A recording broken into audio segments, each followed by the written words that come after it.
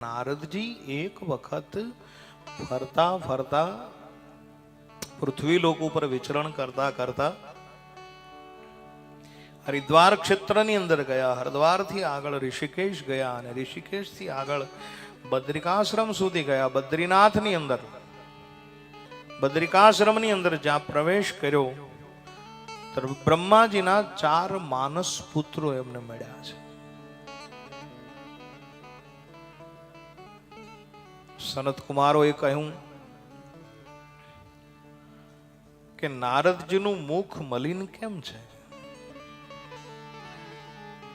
અંદરો અંદર હટાઘાટો થાય છે કે નારદ તો દાસ છે અને હરિનો દાસ કદી ન ઉદાસ, છતાં પણ આજ નારદજી ચાલ્યા આવે છે, પણ એમનું મુખ ઉદાસ શા માટે છે? અતિ નજીક જ્યારે નારદજી પહોંચ્યા અને એ જ સમયે સનત કુમારોએ પ્રશ્ન પૂછ્યો છે. 4 સનત કુમારો છે, ચારે એક એક પ્રશ્ન પૂછ્યો. પહેલા કુમાર કહે છે કે તમારું મુખ ઉદાસ કેમ છે? બીજાએ કીધું કે ચિંતા શેની છે? ત્રીજા કુમાર કહે છે ક્યાં જાઓ છો? અને ચોથો સનત કુમાર એવા બોલે છે કે ક્યાંથી આવો છો?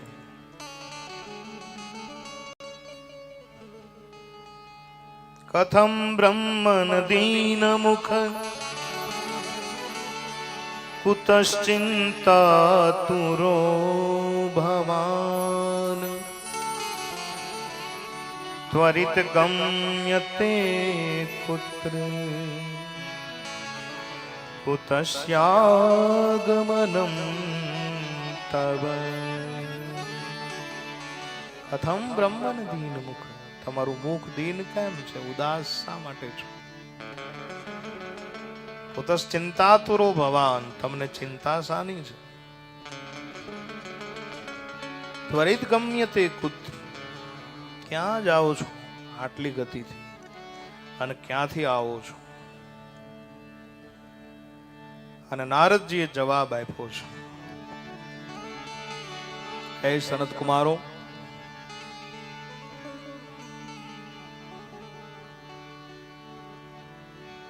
મારું મુખ ઉદાસ શા માટે છે? મને ચિંતા શાની છે? હું ક્યાં જાઉં છું, હું ક્યાંથી આવું છું, એ તમારે જાણવું હોય તો હું તમને જવાબ આપું છું.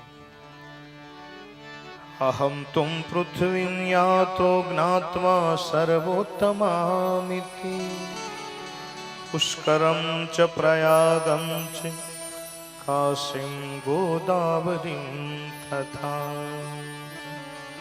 હરિક્ષેત્રમ કુરુક્ષેત્રમ શ્રીરંગમ સેતુબંધનમ એવમાદિષુ તીર્થેષુ ભ્રમમાણિત સ્થિતં. હું પૃથ્વી ઉપરથી આવું છું. પૃથ્વી ઉપર શા માટે? બોલે ભગવાનના ગયા પછી સામાન્ય જીવો જીવે છે કઈ રીતે, રહે છે કઈ રીતે, પૃથ્વીનું વાતાવરણ કેવું છે એ જોવા માટે હું પૃથ્વી ઉપર જ્યાં આવ્યો તો મારા મનની અંદર જે હતું એ ન જોયું, મેં કંઈક બીજું જોયું. શું જોયું? સત્યમ નાસ્તિ તપસોચમ દયાદાનમ ન વિદ્યતે ઉદરમ ભરિણો જીવ વરાકાકૂટ ભાષિણ કરુણી પ્રભુતા ગયે શાન કો બુદ્ધિદાયક કન્યા વિક્રિયણો લોભા દંપતિ નામ ચ કલ્પનમ ન યોગી નૈવ સિદ્ધો વા ન જ્ઞાની સક્રિયો નરઃ કલિદાવાન રે નાટ્યમ સાધનમ ભસ્મતા ગતઃ સનત કુમારો, પહેલું તો પૃથ્વી ઉપર મેં એ જોયું કે પૃથ્વી ઉપર ક્યાંય શાંતિ નથી.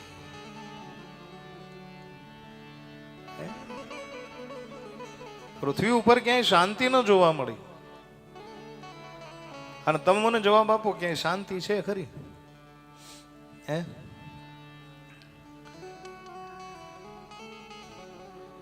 હે? શાંતિ ક્યાંય છે?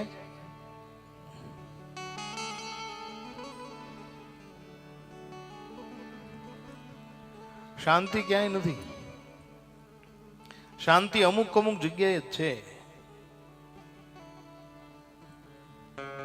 બાકી ક્યાંય શાંતિ છે જ નહીં. આખું જગત સળગે છે. અને આ આગ છે એ શેની આગ છે? રંગ રંગીલી આ દુનિયામાં લાગી માયાની આગ. આ માયાની આગ છે. ઘણા માનવ માંથી માનવતા ગઈ, થઈ ગયા ઝેરીના. માયાની આગની અંદર આપણે બધા છીએ સાહેબ. સંસાર સળગે છે, ક્યાંય શાંતિ છે નહીં. પણ છતાંય વ્યાસપીઠ તમને એવું કહે શાંતિ અમુક જગ્યાએ છે. જો તમને ગણાવું શાંતિ ક્યાં ક્યાં છે. બોલે શાંતિ પહેલા તો શિવાલયની અંદર છે. શિવાલયમાં જાઓ તો શાંતિ મળે. બીજું શાંતિ શમશાનમાં છે. ત્યાં શાંતિ છે. તો સ્મશાનની અંદર જાઓ તો તમને શાંતિ મળે. પણ આપણે સ્મશાનમાં ક્યારે જઈએ? 4 જણા લઈ જાય ત્યારે. ત્યારે તો નિતાંત શાંતિ હોય જ, પણ જીવતા છો ત્યારે જાઓ, શાંતિનો અનુભવ થશે.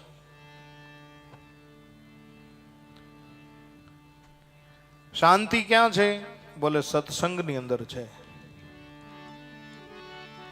જો અહીંયા શાંતિ છે, અહીંયા સત્સંગ ચાલે છે, અહીંયા શાંતિ છે.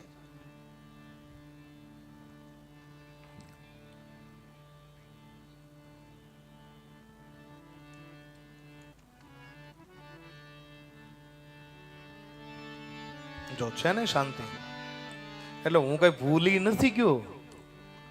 હા, તો મેં તમને પ્રેક્ટિકલ કરાવ્યું કે અહીંયા શાંતિ છે એમ. સત્સંગની અંદર મેરે ભાઈ બહેન શાંતિ છે. શિવાલયમાં શાંતિ, સ્મશાનમાં શાંતિ મળે, સત્સંગની અંદર શાંતિ મળે, માતા પિતાની ગોદની અંદર શાંતિ મળે. અને છેલ્લું અને અંતિમ સૂત્ર કહું કે કોક સંતના ચરણની અંદર જાઓ, ત્યાં શાંતિનો અનુભવ થઈ જાય છે.